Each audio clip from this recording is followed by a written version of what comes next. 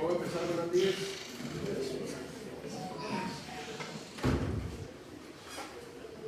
Habíamos quedado acá en que las cosas que llevaban a un corazón disfuncional y a un bajo, bueno, una afectación del gasto cardíaco.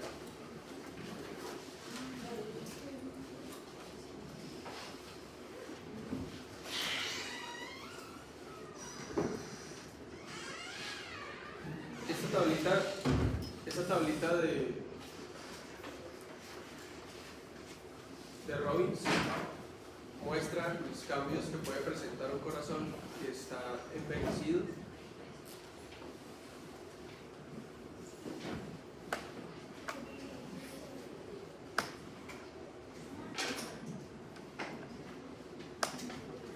Eso es lo máximo que sube.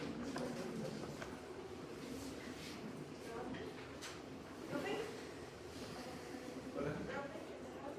Sí. Los cambios de un corazón envejecido. Entonces, en cuanto a cavidades, normalmente presenta un mayor tamaño de la aurícula izquierda, un menor tamaño de lo que es el ventrículo izquierdo, pero hablando como tal de musculatura.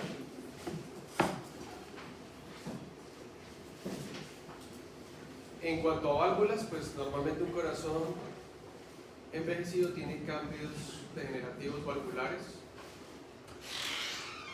como calcificaciones, depósitos de material fibroso, cálcico, ¿no?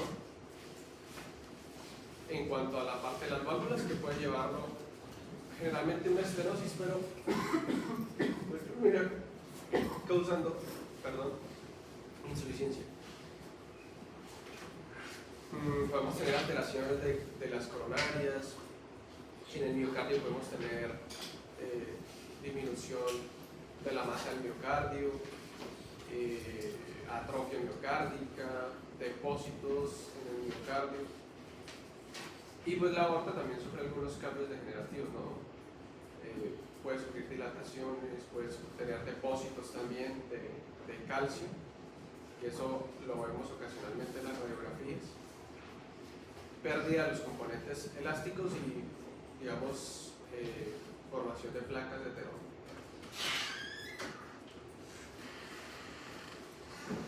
Así es como venía la progresión de la hipertrofia cardíaca a una insuficiencia cardíaca. Fíjense acá. Fíjense acá el grosor del tabique. Mírenlo, ahí está. Disminuye mucho, sobre todo la cavidad del ventrículo izquierdo. Miren cómo está reducida. Pero esto, digamos, va progresando. El momento en que la masa muscular se va perdiendo por mecanismos degenerativos y pues digamos la cavidad se va volviendo cada vez más grande por una pérdida de la masa muscular como tal, y lo vemos aquí. Entonces, histológicamente, las fibras de músculo cardíaco, los núcleos, miren acá como las fibras se ven más grandes, incluso los mismos núcleos tienden a verse más grandes. El mecanismo de hipertrofia miocárdica, pues ustedes ya lo conocen, más o menos hablamos de él en el primer corte, pero nosotros tenemos un mecanismo de hipertrofia cardíaca normalmente por una sobrecarga que tiene que vencer el corazón, en este caso el ventrículo, pero las aurículas también pueden sufrir hipertrofia, no sé si lo sabían. ¿Sí lo sabían o no? Las aurículas pueden sufrir hipertrofia. ¿Qué patologías me llevaría a tener una hipertrofia auricular? ¿De qué? Esa sería una gran causa. Estenosis de válvulas auriculoventriculares me llevaría a una hipertrofia auricular por necesidad de vencer la estenosis que tiene la válvula y porque quedan remanentes de sangre dentro de la aurícula, entonces la aurícula, digamos, tiende a dilatarse. Pero entonces tenemos un mecanismo de sobrecarga, un mecanismo de presión que tiene que vencer el corazón, sea aurícula o ventrículo. Casi siempre hablamos de la parte ventricular, porque es lo que más causa sintomatología y es donde está enfocado toda la fisiopatología de la hipertrofia miocárdica. Pero lo más estudiado es que hay una presión a vencer por el sistema. En este caso pues tenemos hipertensión arterial, tenemos una sobrecarga de presión, una presión que tiene que ser vencida por quién, en este caso en hipertensión, por el ventrículo izquierdo, ¿sí? Entonces con elevación de la presión arterial sistémica, con elevación de las cifras de presión arterial, por lo que quieran, por cambios en la íntima crónicos, por reemplazo de las fibras elásticas, por aumento de la resistencia a nivel periférico en las arteriolas. Eso aumenta la presión arterial y aumenta la presión sistémica que tiene que vencer ventrículo izquierdo.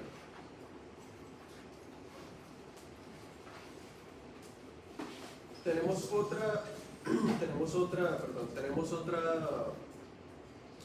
mecanismo, ¿sí? Que no sería tanto por hipertensión arterial, sino por valvulopatías, que dejan, digamos, una sobrecarga de presión o de volumen, y eso requiere que aumente el trabajo cardíaco. En el caso del ventrículo izquierdo, ¿qué sería? Pues una estenosis aórtica, por ejemplo, o una insuficiencia aórtica.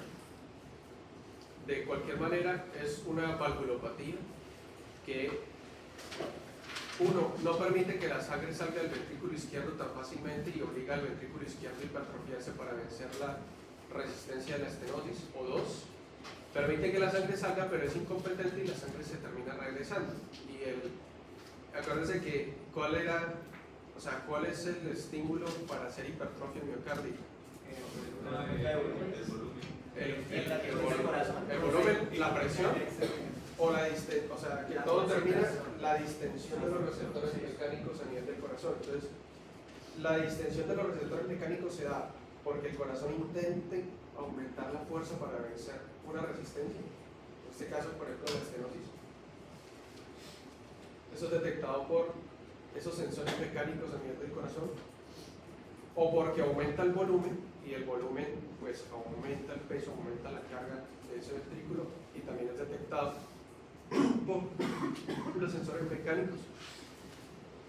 Y acuérdense que en fisiopatología general de la adaptación vimos esos receptores comenzaban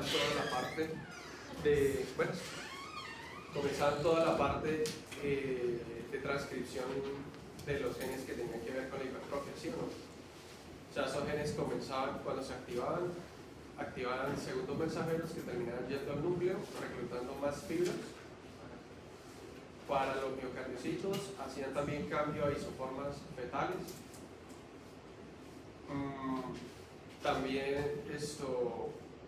Pero estos mecanorreceptores que se activan en estas condiciones hacen muy poca angiogénesis, ¿cierto?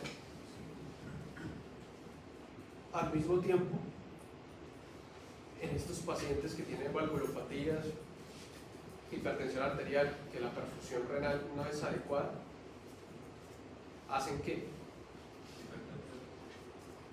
Si ya tienen hipertensión, empeora, ¿sí? Pero, ¿qué es lo primero que sucede? Hipoperfusión renal. Activación del eje y actuación crónicamente del ciclo, pero sobre todo la angiotensina a nivel del corazón. Entonces va desencadenando, se une a receptores neurohormonales a nivel del corazón y activa segundos mensajeros que terminan generando reclutamiento fibroblástico a nivel del corazón, depósito de colágeno, no tanto factores de crecimiento endotelial vascular ni nada de eso, sino a la baja, y depósito de materiales fibrosos, cálcicos. Entonces, esas dos, por un mismo mecanismo, como por ejemplo la hipertensión, se activan dos vías, la de la hipertrofia patológica, ¿sí?, y el de la fibrosis miocárdica por actuación crónica de la angiotensina sobre el corazón. Entonces, eso, ¿qué termina ocasionando? Que poco a poco el corazón va reclutando fibras musculares para volverse más grande, ¿sí o no? Para volverse más grande y vencer esa resistencia que tiene, en este caso la hipertensión arterial, por ejemplo, y en un inicio muy bueno, en un inicio actúa muy bien. El problema es que mayor masa miocárdica significa mayor cantidad de nutrientes o mayor cantidad de requerimientos nutricionales para sostener ese incremento. Ya no va a gastar lo mismo que gastaba antes. Entonces, eso sumado a que, pues, si el estímulo inicial fue la hipertensión, ¿qué podemos suponer? Que el paciente tiene daño endotelial, ¿sí o no? Y si el paciente tiene daño endotelial, tiene predisposición a formación de placas de ateroma. Si el paciente tiene daño endotelial, tiene alteración de la perfusión a nivel de varios órganos, sobre todo, obviamente, cuando estamos hablando de manera crónica. Eso es de manera crónica. Entonces, el corazón activa el nivel de hipertrofia, se va hipertrofiando a lo largo del tiempo, pero no es así la perfusión miocárdica, sigue siendo igual o incluso menos, porque el envejecimiento, este paciente que no se cuida, pues va generando depósitos de placas de ateroma. ¿Por qué? Porque pues ya tiene un daño endotelial de base. Entonces, ¿eso qué hace? Que el corazón se hipertrofia, la perfusión sigue siendo la misma, y entonces hay áreas que quedan bien perfundidas y hay áreas que quedan regularmente perfundidas y hay áreas que quedan mal perfundidas. Como esto, sobre todo de manera crónica, pues las áreas mal perfundidas, muy mal perfundidas, pues primero hacen un mecanismo de adaptación, tratan de adaptarse, hacen atrofia y empiezan a degradar todas esas miofibrillas que habían reclutado para gastar la mínima cantidad de energía posible. Si el mecanismo ya se hace insostenible y la perfusión es muy mala y empeora con el tiempo, pues estas células van a entrar en apoptosis.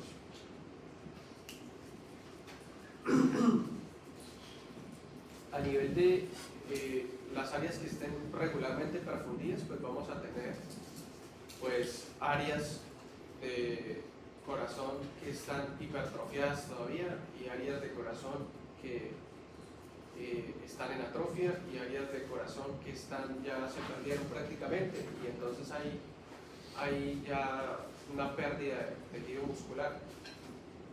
Si de pronto el paciente ha hecho infartos silentes o microinfartos en algunas zonas del corazón, pues vamos a encontrar reemplazos, ¿sí?, áreas de necrosis que ya cicatrizaron,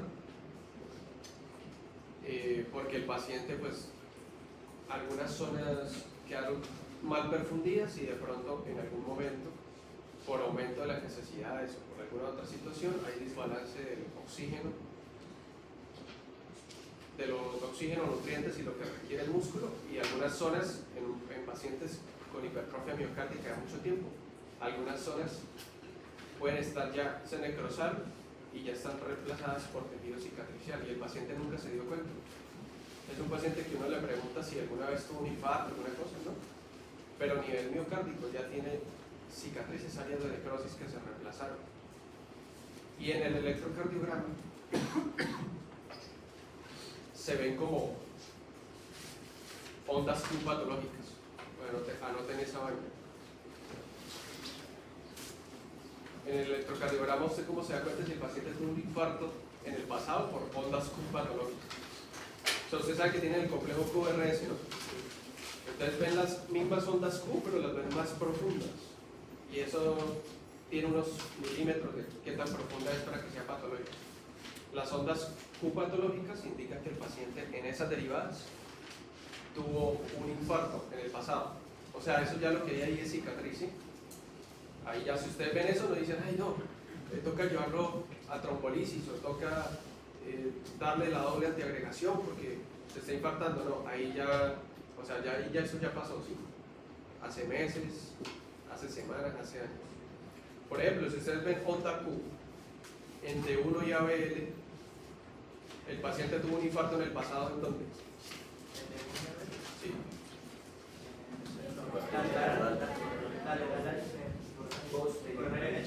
Cara lateral alta, por lo tanto es que no, es circunflejo.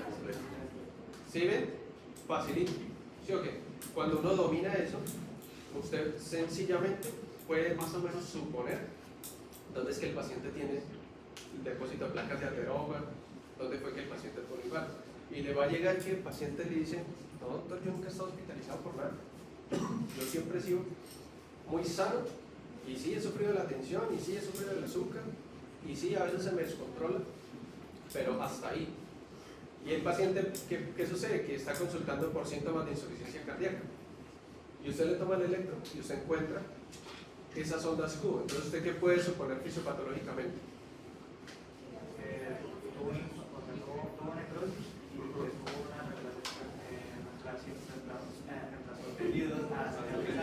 entonces pues puede llevar a un por pérdida de la masa muscular. No fue agudo, pero es crónico. Ahí nunca sintió síntomas así de infarto, pero a lo largo del tiempo el corazón no perdió su peso. sí, algunos están en discusión todavía. Algunos dicen que esos pacientes es como una hiperfusión, una hipoperfusión crónica y que las células están acostumbradas a hipoperfusión crónica, pero en algún momento hay un desbalance y las células dicen ya no, hoy definitivamente fue demasiada la hipoperfusión y no me puedo adaptar más y entran en necrosis, pero a veces son áreas tan pequeñas que dice que el paciente no siente sintomatología. ¿Sí? Entonces está en discusión. La realidad es que pues necrosis es necrosis. Si usted no tiene necrosis, el proceso de necrosis no dura semanas o meses, ¿sí? Se inicia hoy. Entonces se cree que no causa síntomas porque a veces son áreas muy pequeñas que se van sumando. Lo mismo pasa, por ejemplo, a nivel cerebral. Pacientes llegan con demencia y les hacen en algún momento una tomografía y encuentran múltiples áreas de isquémicas, muy pequeñitas, ¿sí? Pero que sumadas todas dan una pérdida de tejido cerebral grande y el paciente nunca sintió nada. No quiero que se confundan, esa necrosis no es que esté, buenos días, esa necrosis no es que esté pasando en meses, años, que lleve años y meses de necrosis, no, la necrosis se da de forma aguda, que lleva un proceso de hipoperfusión, las células intentan adaptarse y en algún momento eso se supera de forma tan abrupta que las células dicen definitivamente no aguantamos más, muerte celular. Si este proceso se supera de forma no tan abrupta, pues algunas células van a entrar también en apoptosis. ¿De qué depende? Un paciente, por ejemplo, con placas de ateroma y lesión endotelial de manera crónica y coronarias, en algún momento puede tener un esfuerzo físico o alguna cosa, no sintió el dolor porque de pronto el área hipoperfundida en ese momento es muy pequeña, sigue su actividad y esa área definitivamente se perdió y aparte no le va a aguantar tanto tiempo en isquemia, sino que va a entrar muy rápidamente en lesión irreversible. ¿Por qué? Porque esa hipoperfundidad lleva mucho tiempo así, entonces no tiene como suficiente adecuación nutricional. Sí, está muy mal, es diferente al si usted con un paciente de 40 años y entonces empieza con isquemia, entonces si le aguanta los 30-35 minutos, pero un paciente que tiene tanto tiempo en hipoperfusión, tanto tiempo en hipertrofia miocárdica, pues probablemente con menos minutos las células ya entran en isquemia y lesión reversible, no tienen suficiente enzimas, no tienen tanto suficiente actividad ATPasa, no tienen suficiente cantidad de producto de glucógeno, nada. Entonces entra rápidamente. Lo que ustedes entonces pueden encontrar es un paciente que les diga que él sí ha tenido infartos en su vida. No, sí, doctor, sí, yo estuve hospitalizado 2 veces y me hicieron ellos les dicen cirugía, 2 cirugías de corazón, y pues cuando ellos dicen eso generalmente se refieren a que le hicieron intervención coronaria percutánea. ¿Sí? Entran ahí a la coronaria y rompen un poquito la placa para que reperfunda un poquito. Entonces ya con eso se imagina que el paciente, pues los antecedentes que tiene, ¿no? Como le puede llegar también un señor que aparentemente es sano, usted lo ve, le toma la presión arterial y no está tan bien controlada, o se está controlando muy juicioso ya desde hace poquito, que de pronto hiperlipidemia, de pronto fumaba pero ya suspendió el cigarrillo, que de pronto tenía diabetes, tiene diabetes y está controlado, o está mal controlado. Y usted le hace los exámenes generales y encuentra en el electro eso, ondas Q patológicas, a veces de una cara en específico y a veces prácticamente de muchas caras, ¿sí? De cara inferior, de cara lateral y lateral alta y baja. Entonces uno supone que el paciente pues ha pasado por todo ese proceso fisiopatológico y que ha tenido áreas ha tenido necrosis y el paciente de pronto no se ha dado cuenta. Si el paciente refiere que nunca ha estado hospitalizado ni que nunca ha tenido nada. Esos pacientes normalmente consultan porque ya empiezan con mucha sintomatología de tipo insuficiencia cardíaca. Empieza que se le hinchan los pies, empiezan que se sienten cansados. Eso nosotros lo referimos como fatiga.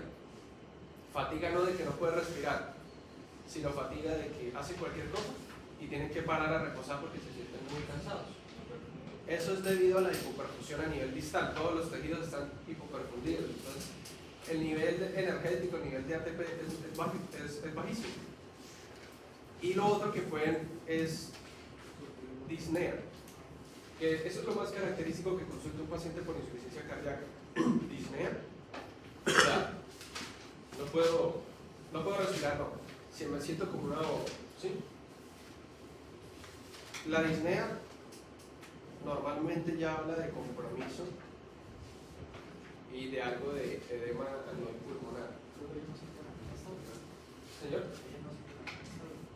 Sí, también. Sí, porque las pocas áreas buenas de corazón que queden en un paciente con toda esa trayectoria probablemente tiene placas de ateroma. Entonces ellos la sienten, ellos sienten la fatiga, sino que casi nunca llegan, si sienten angina estable, casi nunca llegan a sentirla, porque primero les gana la fatiga. Van a caminar a la tienda y se empiezan a sentir cansados. No, qué flojera. Entonces paran y se sienten, o no van. Entonces la angina estable suele suceder más temprano, cuando el paciente todavía tiene un poco de vigor, ¿sí? Para caminar, para hacer alguna actividad, siente el dolor. Estos pacientes comienzan la actividad y se sienten rápidamente cansados o se sienten fatigados, entonces ellos paran. Pero si ellos se continúan, probablemente algunos van a sentir dolor torácico. La disnea ya habla de que algo de edema pulmonar o de compromiso a nivel pulmonar, porque, por ejemplo, si todos estos infartos y todos estos problemas han sido del ventrículo izquierdo solamente, que casi nunca pasa, casi siempre es de los dos al tiempo, el paciente que tiene disfunción ventricular, ¿sí o no? Digamos en este caso izquierdo, disminuye el volumen sistólico, ¿sí o no? Por lo tanto, aumenta el volumen diastólico, ¿sí? Aumenta el volumen diastólico. Bueno, depende del tipo de insuficiencia cardíaca que tenga también, porque cuando, por ejemplo, están en estadios muy donde el corazón está muy hipertrofiado y el reclutamiento de músculo es demasiado, pues la cavidad está pequeña, entonces el volumen diastólico no es tanto. Pero en este caso, digamos que bueno, el paciente está con disminución del volumen sistólico, aumenta la cantidad de volumen en el ventrículo, por lo tanto cuando la aurícula izquierda libera y abre las válvulas para depositar la sangre que viene de la aurícula izquierda, pues ya hay sangre en el ventrículo y quedan remanentes de sangre, o sea, queda más sangre también en la aurícula, ¿sí o no? O sea, la sangre de la aurícula izquierda no drena completamente en el ventrículo izquierdo, porque ya hay sangre en el ventrículo, porque está sacando menos sangre del ventrículo, porque está disminuido el volumen sistólico. Esta sangre que queda en la aurícula aumenta la presión en las paredes de la aurícula, ¿sí? Hay ese paciente de tener también hipertrofia a nivel de aurícula izquierda, remodelación auricular. Acuérdense que cuando eso sucede, el paciente tiene predisposición a formar fibrilación auricular. Entonces, si el paciente ya tiene fibrilación auricular, súmenle a eso que la aurícula no se contrae adecuadamente para mejorar el vaciado auricular, sino que está fibrilando y eso aumenta la cantidad de sangre que queda en la aurícula. La sangre no circula muy bien, eso genera éstasis auricular y puede predisponer a la formación de trombosis. Como esa sangre no drena adecuadamente, aumenta la presión en las venas pulmonares, ¿sí?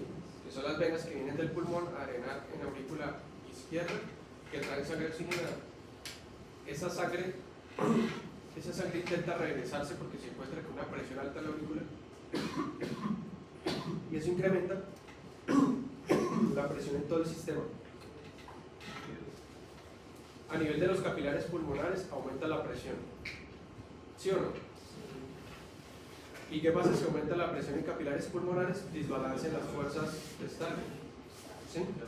Aumenta la presión hidrostática, favorece la extravasación de sangre a nivel de capilares pulmonares, que igual a nivel de capilar pulmonar pues tiene que haber extravasación de sangre para intercambiar algo de oxígeno, pero el problema es que la sangre no se reabsorbe fácilmente.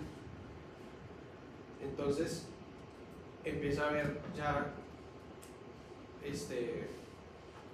edema pulmonar, trasudado a nivel pulmonar. A nivel pulmonar eso empeora la oxigenación porque, digamos, se interpone ese líquido entre la difusión de oxígeno del alvéolo al capilar, entonces hay más hipoxia y esa presión en todo ese sistema puede agravarse y terminar afectando la parte del corazón derecho, puede terminar aumentando la presión a nivel de la arteria pulmonar, de manera que cuando el ventrículo derecho pues se encuentra con esa presión alta, no es lo suficientemente fuerte para vencerla y empieza a quedar sangre en el ventrículo derecho. Luego queda sangre en aurícula derecha. Y finalmente, las cavas. Las cavas. Inferior termina afectando también vena porta y miembros inferiores y drenaje venoso del abdomen. Y cava superior, la yugular, sobre todo en pacientes ya con insuficiencia cardíaca muy avanzados se encuentra una cosa que se llama la regurgitación yugular, que habla de que, a ver, la vena yugular normalmente está colapsadita, ¿sí? La presión arterial, la presión atmosférica, que es la presión de todo el aire que nos rodea. Acuérdense que el aire que nos rodea ejerce una presión sobre toda la superficie del cuerpo de nosotros, sino que para nosotros es imperceptible. Pero si ustedes bajan por lo menos en el mar e intentan bajar a la fosa de las Marianas, sin un submarino, sino simplemente con un traje de uso normal, pues la presión nos va a aplastar como una lata, ¿no? Porque eso es una explicación de la presión. En este caso sería la presión a nivel del mar y acá nosotros es la presión atmosférica. La presión atmosférica es lo suficientemente fuerte para colapsar las yugulares de nosotros, porque la yugular no tiene una presión alta. Normalmente por gravedad la sangre drena muy fácil de la cabeza y de las estructuras faciales por las yugulares hacia la cava. Entonces, como la sangre drena tan fácil, la cava tiene una presión muy pequeñita porque no tiene acumulación de sangre. Entonces la presión atmosférica le gana y la yugular pues normalmente está colapsadita. Si Si ustedes incrementan esa cantidad de volumen porque la aurícula derecha está colapsada y no puede poner a circular esa sangre, se acumula sangre en todo el sistema yugular y la presión dentro de la yugular incrementa y la yugular se distiende y ustedes pueden encontrar lo que es la ingurgitación yugular. Es por eso.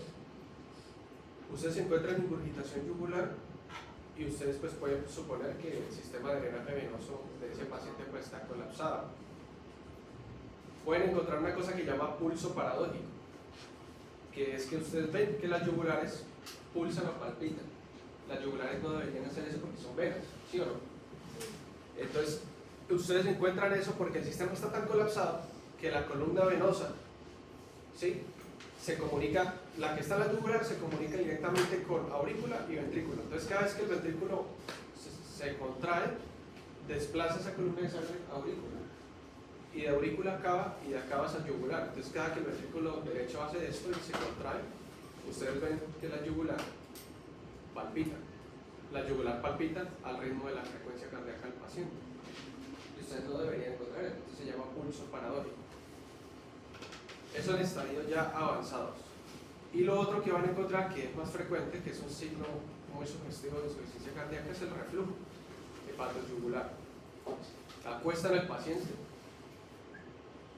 paciente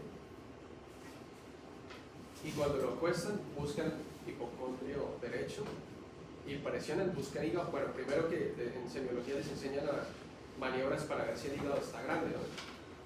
Entonces con matidez, y van a encontrar un hígado grande. ¿Por qué van a encontrar un hígado grande? Por la congestión de vena porta, que hace que todo el órgano esté más pesado y más hinchado por la extravasación de líquido que hay ahí.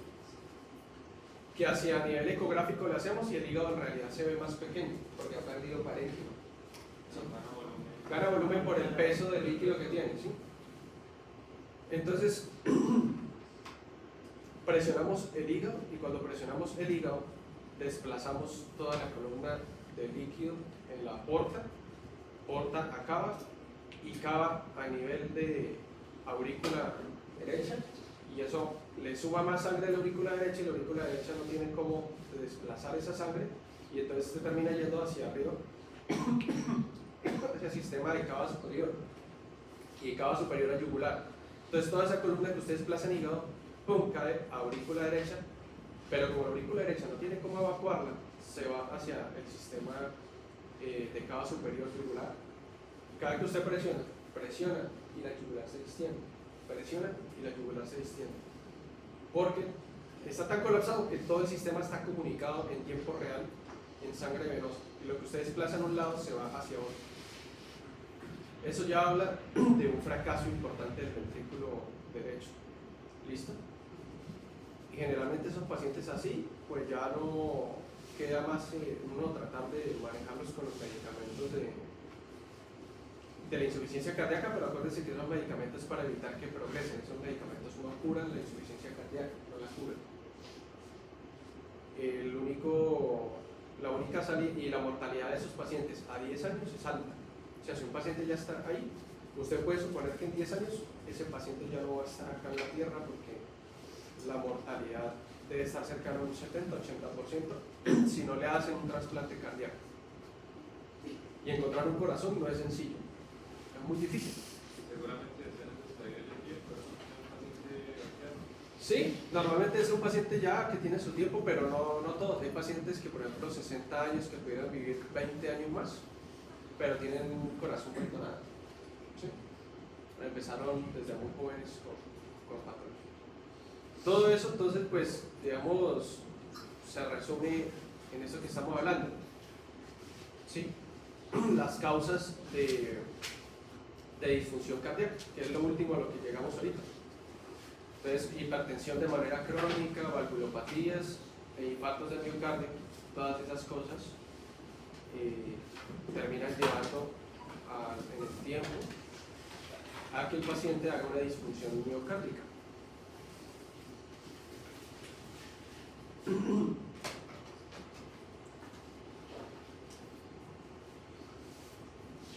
Entonces, insuficiencia cardíaca izquierda, causas más frecuentes, la cardiopatía isquémica, O sea, ¿qué? El infarto,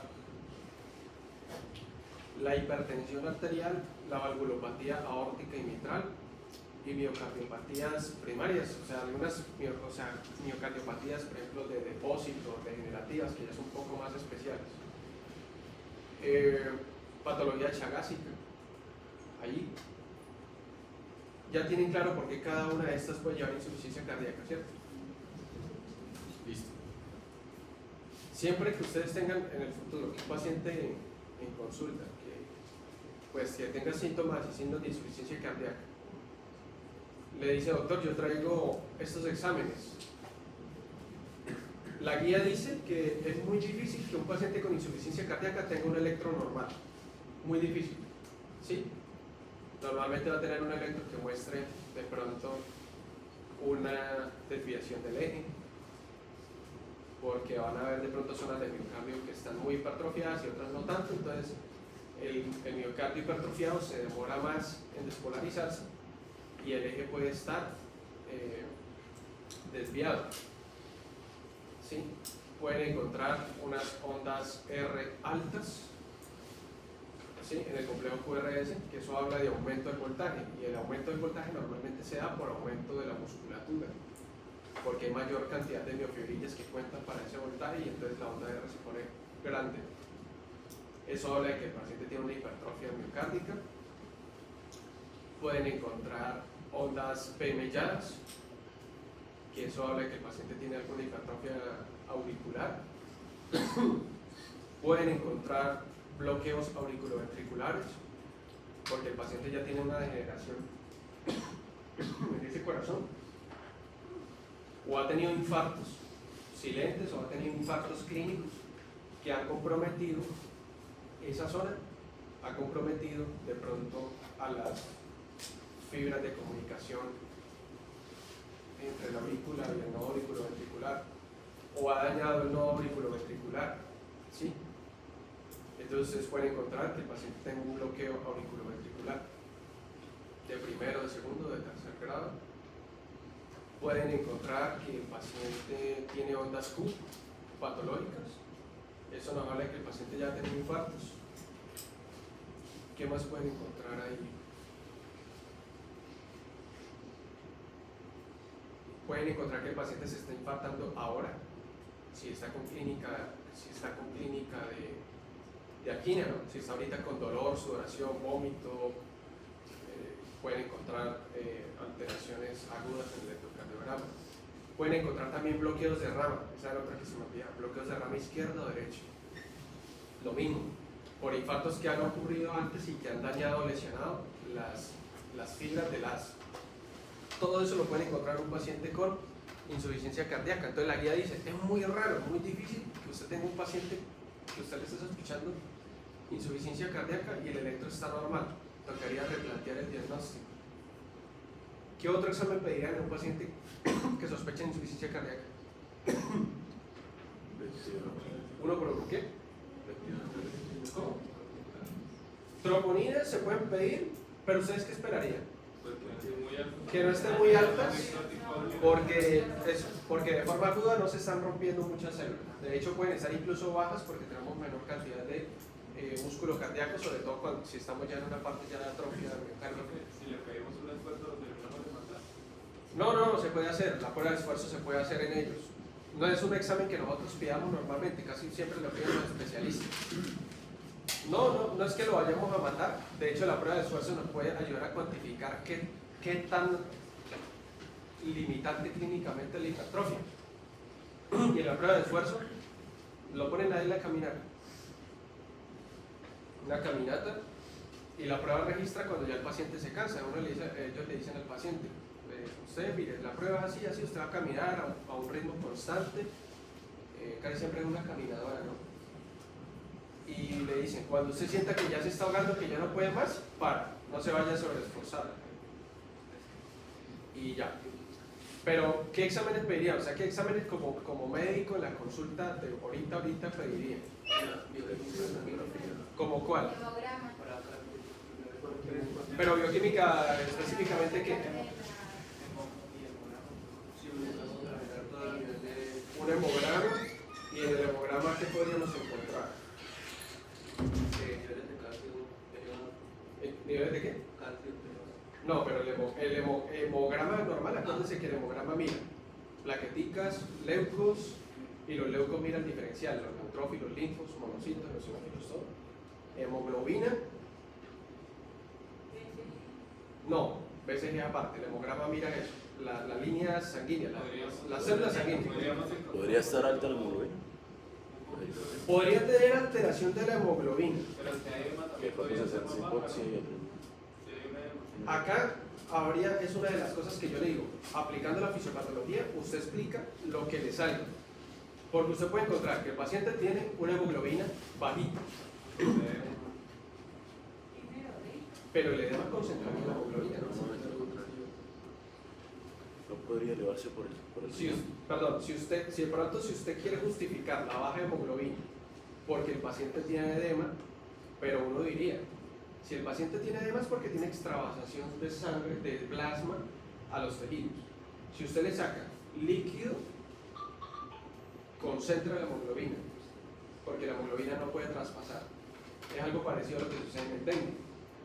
Pero ahora alguien me puede decir, pero es que él tiene una situación de hemolemia aumentada porque es que tiene una insuficiencia cardíaca. Él hace edema, pero él activa el eje y el eje retiene más sodio y más agua, y entonces el paciente realmente pues está haciendo extravasación de líquido, pero al mismo tiempo tiene un estado de hemolemia muy grande, y eso es lo que normalmente sucede en el paciente con insuficiencia cardíaca. Acuérdense que las patologías que aumentan la hemolemia, una es la insuficiencia cardíaca, dos es la patología renal, hablando de la insuficiencia renal. Entonces, este paciente normalmente tiene un estado de hipervolemia que pues pasa muy parecido como a la embarazada cuando ustedes le toman que hace una anemia dilucional, ¿sí?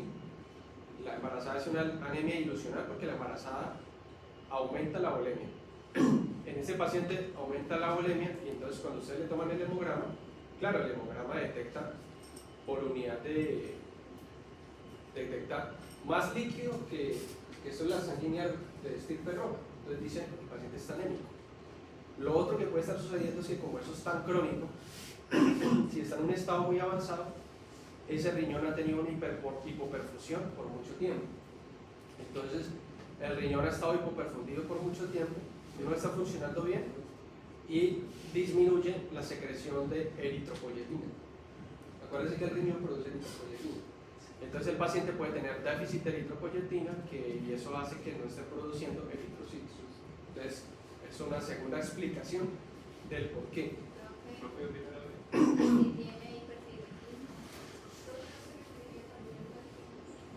Sí, ya vamos a allá. Entonces, ¿qué si tiene qué? Hipertiroidismo. Si tiene hipertiroidismo, bueno, pues encontraríamos pues clínicamente una tendencia a la taquicardia. El hipertiroidismo empeoraría la insuficiencia cardíaca porque como está hipoperfundido el corazón en algunas zonas, viene la hormona tiroidea y le dice queme energía, y eso termina dañando más las células que de pronto puedan estar sanas, sanas no, todavía vivas y funcionales, pero que están hipoperfundidas, y ese gasto energético terminaría matándolas. Por eso pacientes con insuficiencia cardíaca, usted tiene que tenerlos controlarles prácticamente todo: tiroides, diabetes, colesterol, la hipertensión, y eso sería lo que encontraríamos. Y un dímero D, pero si el paciente, bueno, el dímero D lo podemos pedir, pero si el paciente no tiene ahorita clínica de un evento agudo de trombosis, no nos sirve mucho, porque acuérdense que el dímero D se eleva en un chingo de patologías, en el infarto, ¿sí? Incluso en la misma embarazada. Entonces este paciente, por todo lo que tiene, probablemente tenga un dímero D más o menos elevadito, ¿sí? Entonces, ¿qué nos va a decir eso? Pues tendríamos que empezar a ver por qué el dímero D está elevado, pero lo más probable es que sea por la misma patología cardíaca. Acuérdense que el dímero D se eleva también en patología pulmonar. Entonces, si él tiene un fracaso cardíaco izquierdo que está congestionando el lado derecho, pues va a tener dímero D elevado. Entonces, si él no tiene ahorita clínica de un tromboembolismo pulmonar, de una trombosis venosa profunda, no nos ayuda mucho ninguno. ¿Cuál otro vamos a pedir? Electrolitos séricos. Electrolitos sí nos funcionan. Podemos encontrar que estén o normales, o podemos encontrar, por ejemplo, una hiponatremia dilucional. Pero toca pedirlos, porque en el electro nos muestra cuando ya hay alteraciones miocárdicas, y esas normalmente suceden cuando ya la concentración ya sí, entonces nos toca siempre pedir los electrolitos, ¿no? Y el péptido natriurético también lo El presenta. todo lo que estamos mencionando ahorita no es para hacer diagnóstico, sino son cosas que nos ayudan a determinar cómo está el paciente. Pero el diagnóstico lo establecemos, la clínica. ¿Qué signos o síntomas tiene el paciente? El electro, que tiene que estar alterado, y el péptido natriurético. Esas tres cosas nos hacen el diagnóstico. ¿Cómo le calcularía de esos los pacientes de clínica? Con ecocardiograma. Toca, el ecocardiograma es el que nos da como la final. Nosotros pedimos lo que estamos hablando ahorita, ¿sí? El péptido natriurético. Entonces, el péptido natriurético va a salir como elevado. ¿Sí? Péptido natriurético tipo B o la fracción aminoterminal del péptido natriurético. Y sale elevado. Y la guía le dice, para contexto crónico, o sea, el paciente que tiene una insuficiencia crónica que viene con usted, que usted le sospecha que tiene una insuficiencia crónica de hace mucho tiempo, el péptido natriurético está más o menos en este rango, por encima de tanto y hasta tanto. Y en el contexto agudo, o sea, un paciente con insuficiencia cardíaca que se agudiza, estaba tranquilo en la casa y de repente hoy empezó muy mal y la familia dice, no, hoy está como con dificultad respiratoria, no quiso comer, se siente como ahogado, está como muy mal el abuelo. Llevémoslo. Un paciente con insuficiencia cardíaca crónica que se está agudizando, o sea, está empeorando. Y ustedes lo traen, ese paciente tiene que tener los péptidos natriuréticos más elevados que el paciente que tiene crónico pero que no está descompensado. Y la guía se lo dice, en contexto agudo los péptidos natriuréticos deben estar por encima de tanto, ¿sí? Y usted lo encuentra. ¿Qué supone eso? De que el corazón está tan sobrecargado hemodinámicamente que empieza a liberar péptidos natriuréticos buscando que el riñón haga natriuresis, inhiba la reabsorción de sodio o disminuya la reabsorción de sodio y con el sodio arrastrar algo osmóticamente que el paciente orine y disminuir la carga sobre el sistema, ¿sí? Pero no funciona porque hay una activación del eje renina muy potente.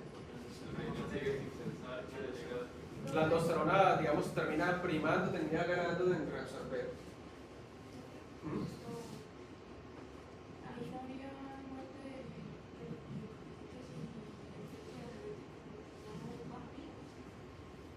Ah, sí, ¿se acuerdan? En la clase pasada yo les dije que con el tiempo, pues, los niveles de péptidos pudieran bajar, pero incluso en un paciente en ese contexto agudo, pese a que tenga muy poquitos masa miocárdica, se encuentran elevaciones altas del péptido, porque normalmente conservan muchas células auriculares y la principal producción de péptido natriurético es a nivel auricular.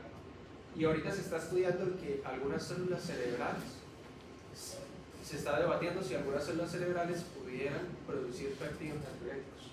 Y de hecho el péptido natriurético, el BNP, el P es de brain natriuretic peptide, el brain de cerebro, y es porque se halló primeramente en el cerebro, pero se sabe que se produce en las aurículas. Entonces muchos están diciendo, de pronto es que hay algún tipo de producción a nivel cerebral en respuesta a elevación de las cargas hemodinámicas.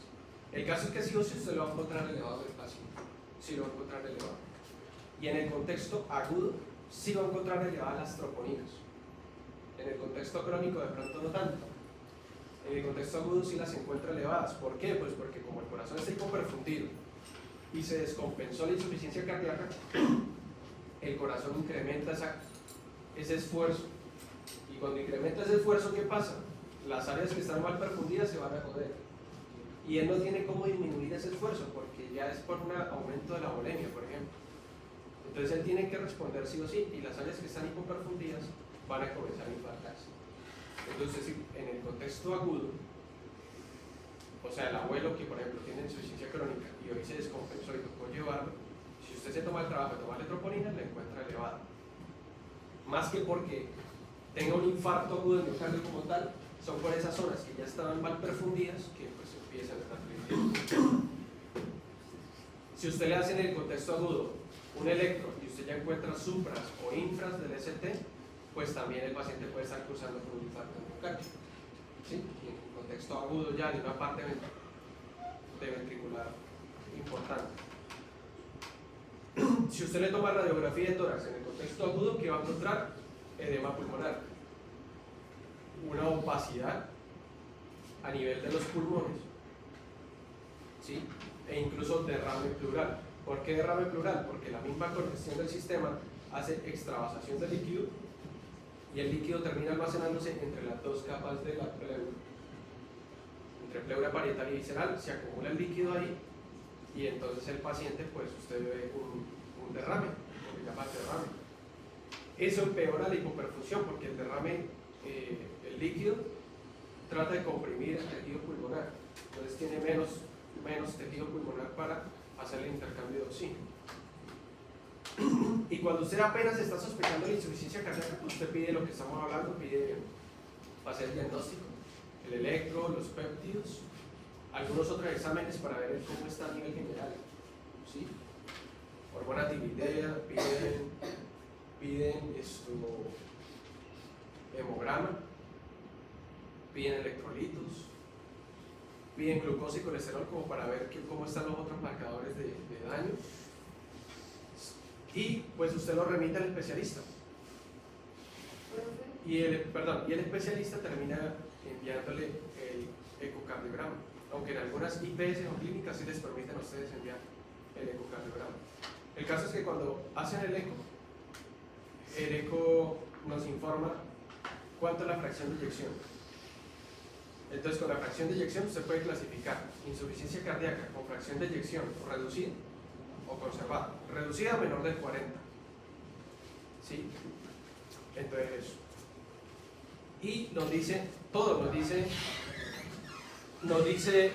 cómo está el ventrículo izquierdo, cómo está el ventrículo derecho, si la insuficiencia cardíaca es de los dos, cómo están las válvulas, si hay una válvula estenótica, si hay una válvula insuficiente, cómo están las aurículas, cómo está el tabique, cómo está la contractilidad del corazón a nivel general, o si hay áreas que están con hipomovilidad. Todo eso lo dice el ecocardiograma. Ya eso lo hace ya un especialista. Profe, si el paciente tiene la fracción de eyección conservada en el ventrículo izquierdo, a ese paciente que se le puede colocar metanol. Uno normalmente le inicia con lo que uno inicia con IECAS o ARA2 y a esto sí uno le puede colocar beta-bloqueadores más tranquilamente, pero siempre y cuando lleguen a necesitarse. No a todo el mundo se le coloca. Por allá me iban a preguntar algo.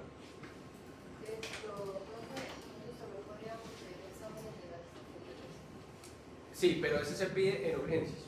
En la consulta externa no se pide mucho. Gases arteriales sí se pueden pedir, pero en el contexto de la urgencia. Porque usted quiere mirar el paciente si está en acidosis, si está en alcalosis, ¿sí? Eso lo pueden encontrar. También el examen creatinina. Ah, sí. Que pasaría ya un proceso de hipertrofia. ¿El qué? ¿El qué, perdón? O sea, yo me imagino que ya para llegar a este estado, pues, podría pasar por hipertrofia, por hipertensión, Sí. y a la vez también daño renal, podría ser. Usted me dijo creatinina. Sí, creatinina por insuficiencia. Se me olvidaba, sí. El doctor Andrés dice que creatinina. Sí, a esos pacientes toca pedirles función renal para ver cómo está funcionando el riñón. Porque muchas veces la insuficiencia cardíaca puede ser por disfunción propia del corazón, ¿sí? O puede ser porque está siendo exacerbada o causada por el riñón, por un riñón insuficiente, una insuficiencia renal crónica, que ocasiona una hipervolemia constante a nivel del corazón. Entonces, la creatinina y el buen aumentado que nos dicen, el riñón está filtrando menor cantidad de estas sustancias, no las está desechando. ¿Sí? Entonces toca pedir función renal. Esta es una imagen ahí entonces de Robbins para mostrarles cómo se vería un miocardio hipertrófico, normal y uno ya dilatado. Recuerden que todos estos son el mismo, solamente que en diferentes momentos. Profe, ¿que cuánto sé yo si el miocardio está grueso y si está esto ya fino? No les puedo decir porque no hay una fecha en las guías que diga después de tantos meses o tanto tiempo. ¿Sí? Usted lo puede suponer. ¿Y cómo lo supone? La edad del paciente, cuánto tiempo lleva siendo hipertenso, cuánto tiempo lleva con el problema valvular, cuánto tiempo lleva siendo diabético, cuánto tiempo lleva con hipercolesterolemia, si ha tenido unos antecedentes de infartos, si tiene un antecedente de patología chagásica, todo eso le dice usted. Si el paciente tiene 4 años siendo hipertenso, pues probablemente va a estar como este. Aunque acá le dice insuficiencia cardíaca, no necesariamente tiene que estar en insuficiencia cardíaca, pero sí puede tener el corazón así de hipertrófico. Si el paciente tiene 20 años, 25 años con esas patologías y no se ha controlado bien y ha tenido antecedentes de infartos, pues probablemente está así. Todo es dinámico, ¿listo? Todo esto más o menos lo que yo ya les he dicho.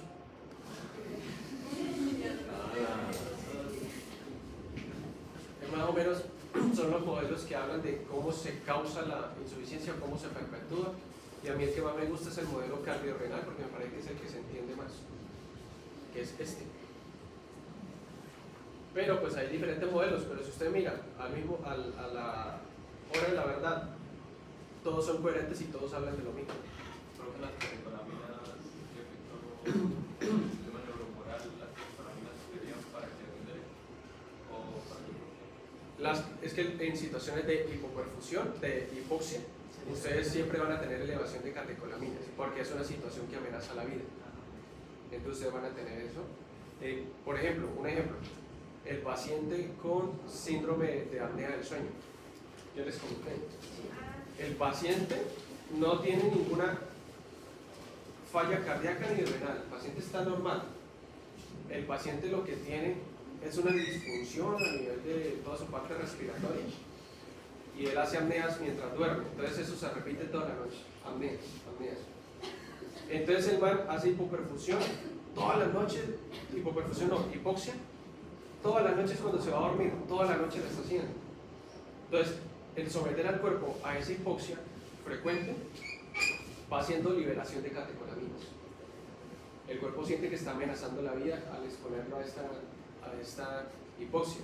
Y esas catecolaminas, de manera crónica, terminan llevando a esa persona a que haga una hipertensión arterial. ¿Sí? Entonces, los pacientes con apnea del sueño por mucho tiempo terminan siendo hipertensos. ¿Listo? También cuando ustedes tienen pacientes hipertensos, que de pronto usted ve que no es muy gordito, que de pronto no es tan descuidado, usted le pregunta a la esposa o a la pareja que tenga, ¿él ronca? Y la vieja dice, sí, él ronca toda la noche. Y eso incluso termina separando parejas. Conmigo trabajaba una psicóloga y ella tenía ya 30 años de casada con el esposo, y el esposo, que yo lo conozco y es amigo de mi papá, el esposo empezó a desarrollar apnea del sueño y empieza a roncar. Ya lleva como un año larguito en eso, y ella me decía, en ese entonces yo estaba en un grupo operativo que salíamos a todo norte de Santander y requería también una psicóloga, entonces ella estaba en mi grupo y llegamos a las 5 de la mañana a salir y ella llegaba y estaba vuelta a nada. Entonces yo, ¿qué tiene? Y ella, no, es que este man no me dejó dormir de noche y ronca mucho, y hay momentos en que pareciera que se le corta la respiración, dice ella, y se queda, y vuelve otra vez y arranca. Y me dice, yo me tengo que estar parándome para ver que respire, para llamarlo, Sí, entonces ella estaba, y ya después de 6 meses que estábamos en ese grupo, ella me dijo, no, yo sé que acabo este matrimonio, a mí me importan hijos, me importa nada, yo necesito dormir. Y eso termina matrimonios. La apnea del sueño ha terminado porque es muy extremadamente para el que está al lado, no para porque el que duerme ni se entera. Pero él sí se siente cansado. La persona que sufre apnea del sueño se siente cansada. ¿Por eso Sí, en el día tienen somnolencia diurna, porque en la noche no hubo descanso como tal, no hubo reparación. Entonces, ¿qué sucedió? Yo decidí pararle bolas. Después de 6 meses que ella me contaba, yo le dije, ¿no hacer una apnea del sueño? Y me dijo, ¿eso qué es? Y yo le dije, esto. Y entonces ella dijo, no, pues voy a consultar, y le consultamos a un internista amigo de nosotros, le envió la polisomnografía, que es la prueba diagnóstica de apnea del sueño, que literal llaman al paciente a la clínica y lo ponen a mimir y usted lo está supervisando, y eso muestra unos picos que es interpretado la máquina por el especialista, y eso muestra las apneas que hace el paciente en la noche, y usted lo diagnostica y lo trata. Ahí le ponen una cosa que llama el CPAP, que es una maquinita que pulsa oxígeno como a presión, ¿sí? Y aunque el paciente haga apneas, pues no siempre le llega oxígeno. Sí, el CPAP. Y se arregló el matrimonio, además lo pusieron a bajar de peso porque la obesidad es un factor de riesgo, no solo para todo lo que hemos visto ahorita, sino es un factor de riesgo para apnea del sueño, ¿sí? Porque los pacientes obesos tienen colapso de la vía aérea mientras están acostados. Cuando alguno de ustedes se vuelva anestesiólogo, van a ver que los pacientes obesos son muy difíciles de intubar, y eso se mide por la escala Malampati. Y entonces los obesos son muy difíciles de intubar. Los pacientes que tienen una mandíbula corta, ¿sí? Que usted ve que casi no tiene cuello, sino que tiene acá una mandibulita, cuellito y tórax, esos pacientes son muy difíciles de intubar. Pacientes que no tienen la mandíbula muy bien definida, sino que tienen cantidad de tejido graso, eso sobre todo le pasa a la mujer, los hombres casi no. Las mujeres sí, con la edad y eso tienden a almacenar mucho tejido graso en esa zona.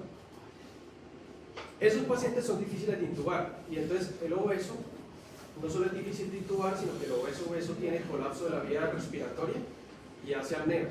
Entonces el obeso termina siendo apnea del sueño, que es un factor independiente más para hacer hipertensión fuera de todos los que ellos ya tienen, ¿cierto que sí? Fuera del daño endotelial que él ya tiene. Porque le guardemos más, Señor, ¿cómo? Por la cantidad de masa también es muy difícil. Bueno, tiene más cantidad de masa, pero no a expensas de tejido muscular, sino tejido graso, que pues consume menos finalmente que el tejido muscular. Pero pues sí tiene lesión endotelial, y el paciente obeso sí tiene unos cambios metabólicos que pues hacen que consuma energía, nutrientes, ¿no? Pero come tanto que termina reemplazando. O sea, que entonces alguien sí con mucha hipertrofia muscular definitivamente. Un paciente con mucha hipertrofia muscular no lo he leído. Casi siempre es con obesidad. Casi siempre es. Hipertrofia es todo lo que quiera. Quisiera sufrir. Hipertrofia es todo lo que quiera. No, casi siempre es con la obesidad. Casi siempre es con la obesidad. Bueno, entonces todo eso, entonces para que se den cuenta, la liberación de catecolaminas predispone a hipertensión arterial y lesión endotelial, y también lesión miocárdica, porque las catecolaminas actúan de manera crónica sobre ese corazón y, digamos, no dejan que entre en un estado basal, sino que lo llevan a que esté siempre aumento de frecuencia, aumento de la fuerza de bombeo. Sí, la catecolaminas hace vasoconstricción, sobre todo, noradrenalina, expensas de la noradrenalina, que actúa en los receptores alfa de los vasos sanguíneos, y ellos pues hacen vasoconstricción, eso aumenta más la presión arterial.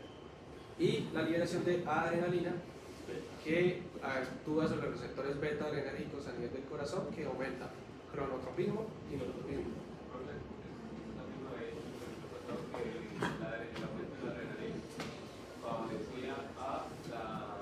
El aumento de la producción de reninas. Sí. Y que será un mecanismo para que el eje. Sí.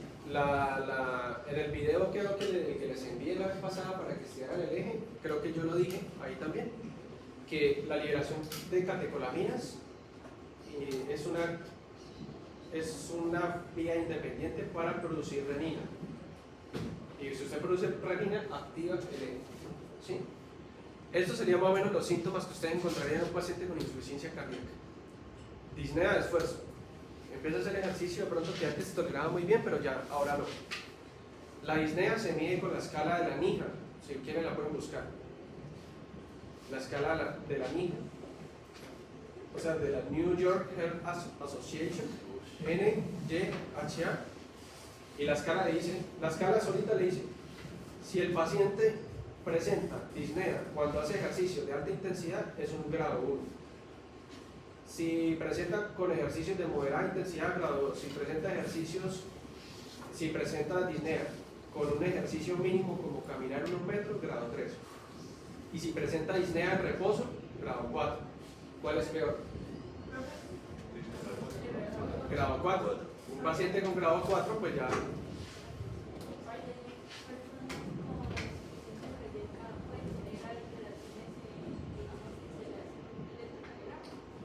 Sí, claro. Lo que yo les digo ahorita, paciente con insuficiencia cardíaca muy raro que tenga un electrocardiograma normal.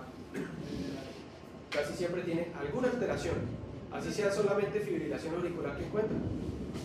Que esa es otra, ¿no? Es muy frecuente encontrar asociación de insuficiencia cardíaca con fibrilación auricular. Las dos causan, o sea, la una causa la otra y viceversa. Una fibrilación auricular puede llevar a una insuficiencia cardíaca y una insuficiencia cardíaca puede llevar a una fibrilación auricular. Y entonces presenta, señora. Sí, pero en el contexto agudo. O sea, por ejemplo, un paciente que es un tirotoxicosis, sí. Un paciente que es hipertiroideo por mucho tiempo no lo va a encontrar con, o sea, me refiero, un paciente que es hipertiroideo y él le dice, doctora, yo llevo 5 años siendo hipertiroideo y no me he controlado, o 2 años, y está en la consulta y no necesariamente tiene que estar en insuficiencia cardíaca ahorita, pero si esta noche hace una elevación, una tormenta tiroidea, usted lo va a encontrar en la noche en urgencias con una insuficiencia cardíaca. ¿Sí? Entonces, el hipertiroidismo lleva insuficiencia cardíaca sobre todo en el contexto agudo, cuando la tormenta tiroidea es muy grande. ¿Listo? Pero de manera crónica lo puede estar preparando para eso. Y aparte de eso también tendría los síntomas de la crisis tiroidea. Sí. Que son Hipertermia, puede tener alteración del estado de conciencia, puede estar somnoliento o puede estar agitado, que de pronto toque calmarlo, toque amarrarlo. ¿Por qué están tan flacos? O sea, Porque la hormona tiroidea, primero, el paciente que llega a tormenta tiroidea no es un paciente, por ejemplo, digamos como cualquiera de nosotros que está sano y en la noche va a ser una tormenta tiroidea, no lo hace. A no ser que coja las pastillas del abuelo de levotiroxina y diga, pues a ver cuántas de estas pastillas aguanto yo. Y se mete 15 de levotiroxina, pues hace una tormenta tiroidea, que eso sucede. Pacientes que se intentan matar tomando pastillas y toman levotiroxina, más de la dosis. Ahí sí en un contexto del paciente que es sano le va a llegar a una tormenta tiroidea. Pero normalmente el paciente que llega a tormenta tiroidea o tirotoxicosis es un paciente que ya tiene tiempo sufriendo de eso. Y el paciente que tiene tiempo sufriendo de eso, la hormona tiroidea le dice, queme grasa, queme glucógeno. Entonces el paciente tiene reservas de glucógeno bajas y reservas de grasa bajas. Entonces, reservas de grasa bajas, una chimba porque se le marcan mucho los músculos, porque la piel se pega al músculo. ¿Sí? Que es por ejemplo lo que hizo Henry para prepararse para The Witcher. El nivel de grasa bajo y entonces la piel se pega al músculo. Aparte, tormenta tiroidea lo deshidrata, ¿sí? Porque aumenta tanto la temperatura que aumentan las pérdidas por evaporación de líquido. Eso hace que el líquido entre la piel y el tejido subcutáneo se pierda y la piel se pega más, que eso también lo hacen los actores. Ustedes ven que los actores cuando se preparan para las películas de superhéroes, ellos los ponen 2 o 3 días antes a pasar sed, les restringen los líquidos. Entonces le restringen los líquidos y le restringen los carbohidratos fuera de todo el entrenamiento que ellos han tenido. Cuando llega el momento de la película, están tan deshidratados que la piel se pega a los músculos y le da una forma de definición bien bacana. Los padres también han por ejemplo, en la enfermedad oral, en los lepres, ustedes son como previa bastante y así. El problema es que al momento de una pelea eso sí es muy conveniente. Lo ponen Solo para empezar. para empezar. Y luego en la pelea recuperan como 20 kilos. Eso sí. Y en el fisiculturismo es lo mismo. Y En entonces, semana de depresión. y entonces eso, la deshidratación y los niveles grasos de los niveles bajos de grasa hace que la piel se pegue al tejido muscular y usted lo ve definido y flaquito. Y aparte la hormona tiroidea hace que queme músculo. Entonces empieza a quemar músculo, usarlo como fuente de energía, entonces tiene una atrofia muscular. Por eso usted lo ve flaquitos. ¿Cómo? Los ruidos cardíacos siempre están, que puede haber una magnificación de los ruidos cardíacos.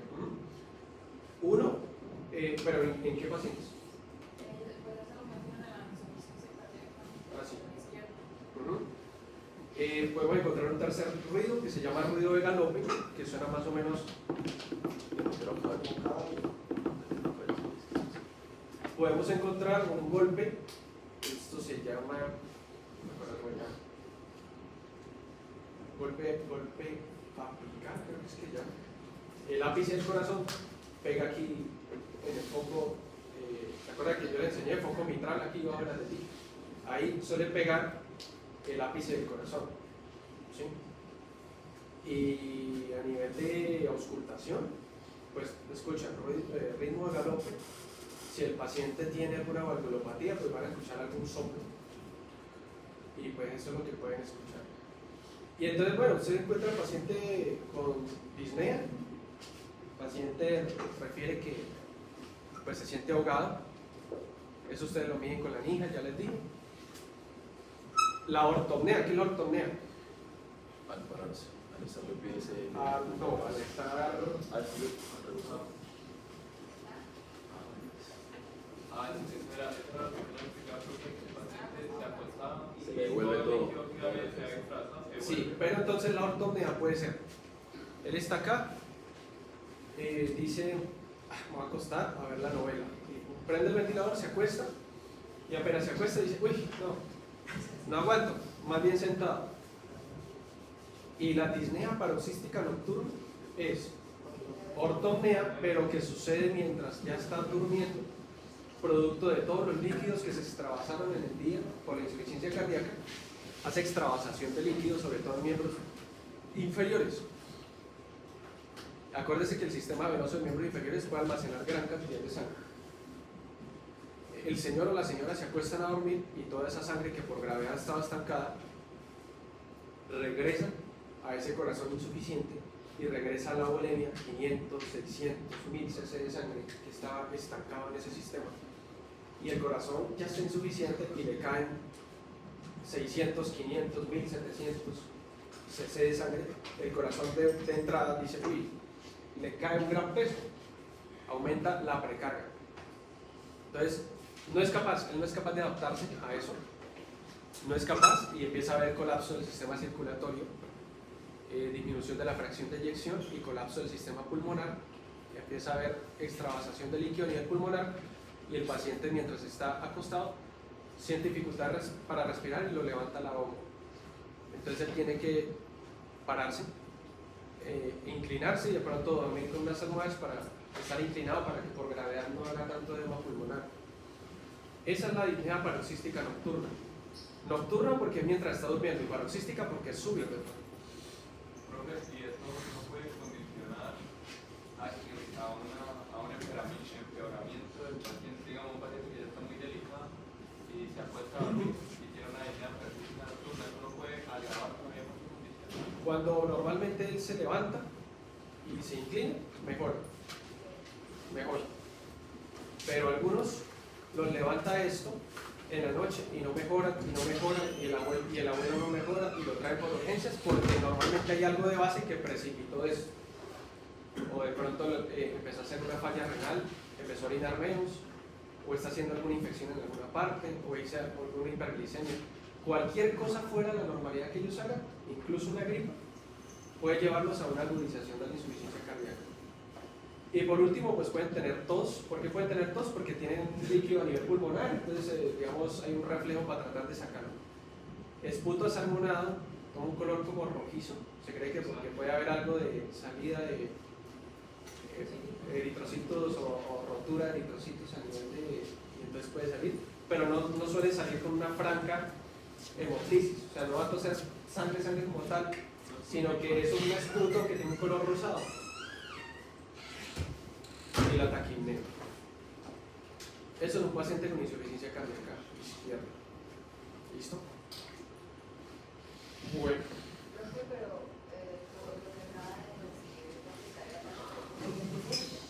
¿No afectaría qué?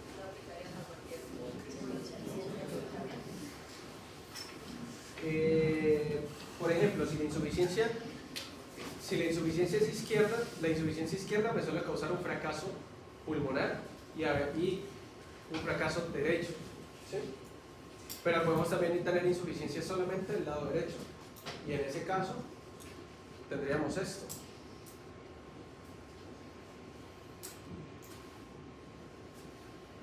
En la insuficiencia del lado derecho tenemos unas manifestaciones muy diferentes. Podemos tener ascitis, hepatomegalia o hepatoesplenomegalia, hígado y vaso incrementado del tamaño, reflujo hepatoyugular que ya les comenté, y edema de miembros inferiores. Mire que es muy diferente los síntomas de la derecha a la izquierda. ¿Por qué? Porque si es solo la derecha, no me va a comprometer la izquierda, no necesariamente. ¿Sí? No necesariamente, a no ser que sea una insuficiencia cardíaca derecha, porque, por ejemplo, tengamos una estenosis pulmonar importante. Y en ese caso, la estenosis pulmonar afectaría el volumen del lado izquierdo, pero no tendríamos edema pulmonar, ¿sí? Porque el edema pulmonar se da por fracaso retrógrado del izquierdo. Entonces, miren las diferencias entre la insuficiencia cardíaca derecha y la izquierda. Mire que acá no nos están hablando prácticamente nada de edema pulmonar, ni nos están hablando de disnea, ni nos están diciendo nada. La más peligrosa sería la izquierda. O sea, la derecha no sería tan peligrosa como la izquierda. No, la izquierda es muy peligrosa. ¿Por qué? Porque es izquierda y derecha, mientras que la derecha es derecha. Pero todo lo que yo les digo, si es derecha, por ejemplo, por un fracaso valvular pulmonar, usted va a tener una hipoperfusión, ¿sí? A nivel izquierdo, del ventrículo izquierdo va a tener disminución de gasto cardíaco, y eso es peligroso también. Pero tomándolo aisladamente, el derecho e izquierdo, el izquierdo es mucho más peligroso, y el izquierdo cursa con síntomas del izquierdo y del derecho, ¿sí?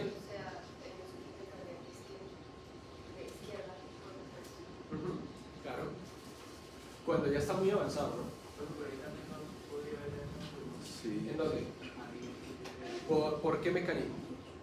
Por la misma hipertrofia que genera el corazón derecho frente a la insuficiencia, a la estenosis de la válvula, pues para vencer esa fuerza terminaría generando hipertensión pulmonar. Pero haría hipertensión pulmonar, pero no necesariamente, porque el drenaje venoso, si tenemos una aurícula izquierda que tiene buena presión, drena rápidamente el excedente de sangre. Es que lo que genera el edema, ¿qué es? La acumulación. Tendría que tener mucho volumen. Tendrá que sea mucho volumen y que esté más tiempo en el sistema capilar, ¿sí?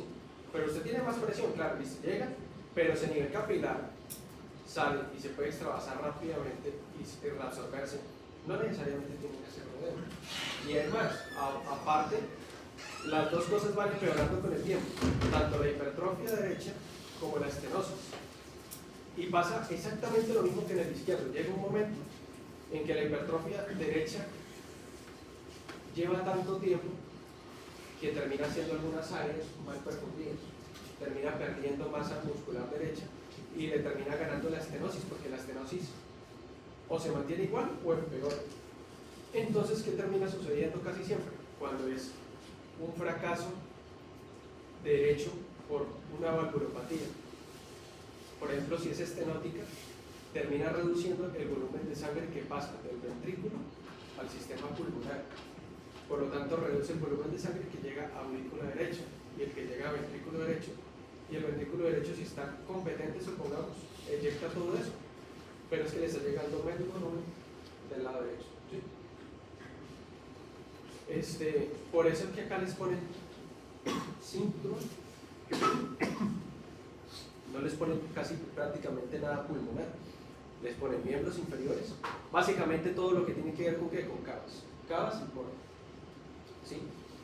Y ya, cava superior, cava inferior, porta. Cava inferior, miembros inferiores, abdomen, porta, ascitis, hepatomegalia, hígado, cava superior, ingurgitación yugular. ¿Sí lo ven? Esa es la diferencia entre la izquierda y la derecha. ¿Listo? La derecha también le pasa lo mismo, pero le mete más con la parte venosa. ¿La derecha qué? Le mete más con la parte venosa. Sí. Profesor, una pregunta es que, por ejemplo, a la hora de hablar de hipertrofia cardíaca, no entiendo la diferencia de cuando se da, por ejemplo, por una diferente depresión y una diferente volumen. O sea, que para distinguir entre concéntrica y excéntrica, pues entonces ¿qué delimita una y otra? ¿Qué patología puede delimitar una y qué otra? La patología y el tiempo. La patología y el tiempo. Por ejemplo, una hipertensión arterial. Porque si para mí las dos están relacionadas, tanto el volumen como la presión. Y en muchas veces están las dos. Pero ¿qué sucede? Por ejemplo, el paciente está apenas empezando a hacer hipertensión arterial, apenas. Está empezando con elevaciones de... Antes manejaba 120-60 y ahora está empezando a manejar 135-75. Ya el corazón empezó a notar eso. Entonces empieza hipertrofia, ¿sí? Sobre todo concéntrica, para vencer esa presión arterial sistémica. Súper bien, porque logra vencer esa presión arterial sistémica. En ese caso, si pudiéramos tomar el corazón del paciente y ver una muestra de histopatología, veríamos una hipertrofia.